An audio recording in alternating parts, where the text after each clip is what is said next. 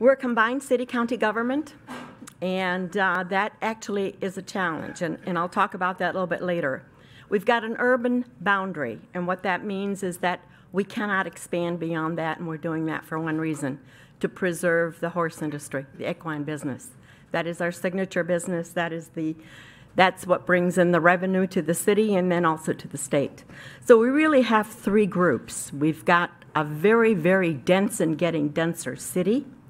We've got an agriculture business, and then we've got an equine business, and both of those exist in the county. And by the way, for being a fairly small city, about 325,000 population, we are an international city. Considered the horse capital of the world. The first World Equestrian Games were held there ever outside of Europe, and consequently, we have an airport, even though fairly small, very, very busy. So the mayor announced in 2015 that we were going to become a gigabit city. And why is that? For a couple of reasons. Number one, we've got 2 universities producing a heck of a lot of international or intellectual and international capital. How do we keep them here and start businesses? How do we keep this beautiful land and start businesses without having to move someplace else? And you know, he did that without an awful lot of studies. He gave us a challenge. And you know, one of the first things that we did is we found out about so I think I was telling Francella we were, I think, number 33. So way, way in the beginning. This screen just went dark. But anyway, I think I can talk through the slides very quickly. Let me go back one, because I want to make a couple of points. It was very clear that we needed competition. Yes, we had capabilities. Yes, the citizens were able to get to the internet. But the point is that we really, really wanted to have gigabit capability. We attracted a very diverse group of folks to come and talk to us. We did an RFI. We weren't going to do an RFP. We knew that that wouldn't work. And we did find a company that wanted to come and invest in Kentucky, in Lexington, for a couple of reasons. Our demographics were very good. 2 universities. By the way, Lexington reads more ebooks than anybody else in the country, and 46% of our population have at least a bachelor's degree.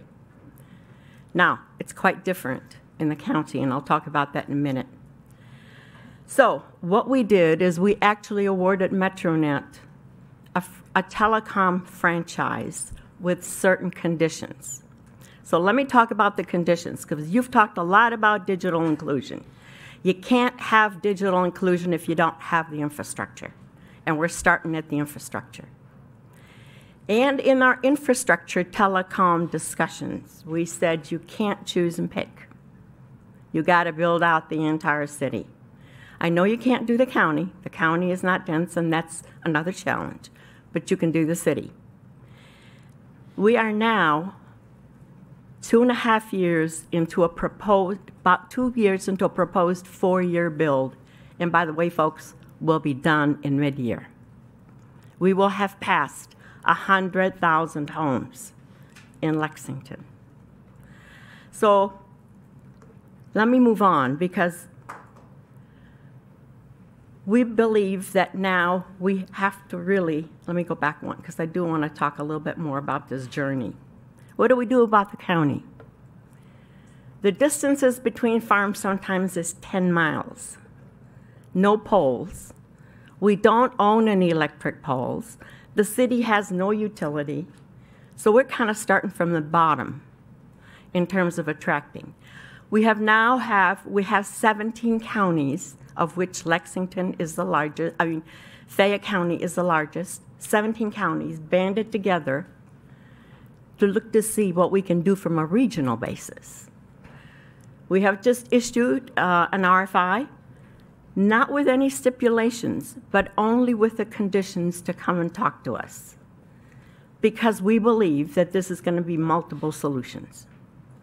What an individual farmer needs may be quite different from what equine business or the equine hospital needs. By the way, within the Fayette County rural, I call it the rural area, there's a very large business. There is an international auction house for horses. Folks, do you have any idea how many x-rays it takes for a racehorse? 35. That is a huge amount of data. No one will invest if they can't really see that they're buying a healthy animal. So I'm trying to do this in a hurry. How am I doing? So I think that if you come to the point, this is a journey. You don't get to that destination, because here's what happens. Your population will change, your demographics will change, your needs will change. If you came to me today and said, do you really need a gig? I don't need it today, but I might need it in a couple of years. So we're enhancing education, we're enhancing our citizens, we're an economic development engine, and most of all, we want to make this inclusive for the city and the county. Thanks.